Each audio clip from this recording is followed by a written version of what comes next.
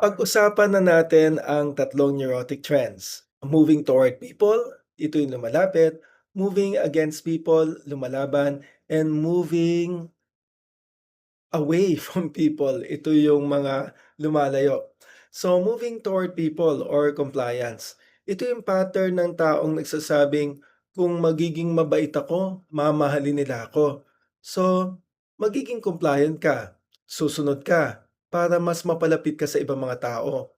Ganito ba ang neurotic trend mo, you're moving towards people? Well, edi ikaw na. Ikaw yung people pleaser. Ikaw yung pupurihin mo ang ibang tao, ikaw yung susunod sa ibang tao, ikaw yung mag-a-adjust para mapalapit ka sa mga tao. Ikaw yung hihingi ng ganito, hihingi ng ganyan, para lagi kang connected sa kanila. Pero ang nakakatakot, kapag ikaw ay moving toward people, takot na takot kang ma-reject. Example, yung classmate mo na laging sinasabing, "Oh, classmates, ako na lang ang gagawa." Compliance 'yan, compliant, moving toward people.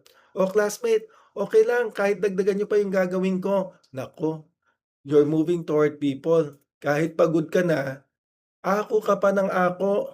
Bakit? Yun lang ang paraan para mapalapit ka sa mga groupmates mo, eh. So, that is moving toward people.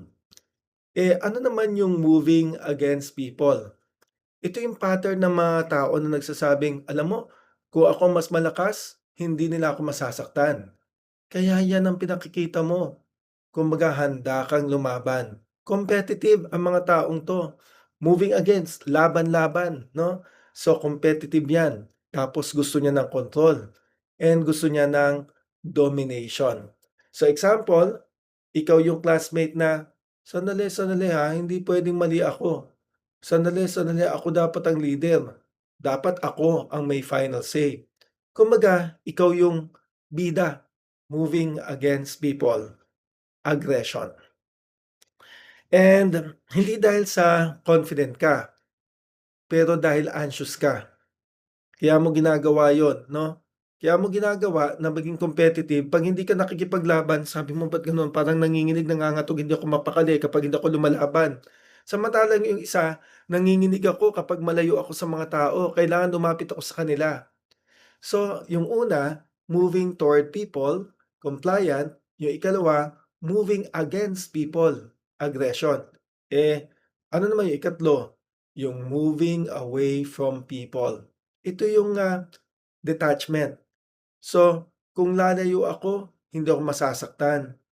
So, ikaw yung tipo ng tao na talagang magkakaroon ng emotional distance, tapos kakayanin mo ang mga bagay sa sarili mo kahit bigat na bigat ka na, para lang maiwasan ng ibang mga tao at para maiwasan lang din ng mapalapit sa ibang mga tao. You're moving away from people. Okey lang ako mag-isa, mas maganda na yon. Baka mamaya 'pag ako, merong nakasama, hindi ako maka-adjust dun sa tao na yon o kaya baka ma-reject lang ako. 'Wag na, group work, ayoko niyan ano, okey ako na mag-isa lang ako. That's moving away from people. So, nasaan kayo? Nasaan ka? Ikaw ba yung tipo ng tao na people pleaser? You're moving towards people. Ikaw ba yung tipo ng tao na talagang kailangan ako ang masusunod? You're moving against people. Or ikaw yung tipo ng tao na, "Okay lang ako, mag-isa na lang ako, masaya na ako mag-isa." Moving away from people. Well, there's nothing wrong with that. May mga pagkakataon na talagang compliant tayo, may times na aggressive, may times na detached. Ang mahalaga lang, everything should be in moderation. Kasi kapag merong isang namayani, baka maka-develop ng mental health condition. Lahat tayo, meron din tayong tinatawag na self. Yung idealized self natin, tsaka yung totoong ikaw. Dito mas malalim ang discussion ni Karen Horney. Siyempre, lahat tayo, meron tayong iniisip tungkol sa ideal self and real self. Dapat ganito ako, dapat perfect, dapat strong, dapat mahal ng lahat, never rejected. Although hindi naman nangyayari yan palagi, so ano kaya ito? Idealized self versus the real self. Ito ang tatalakayin natin sa next video.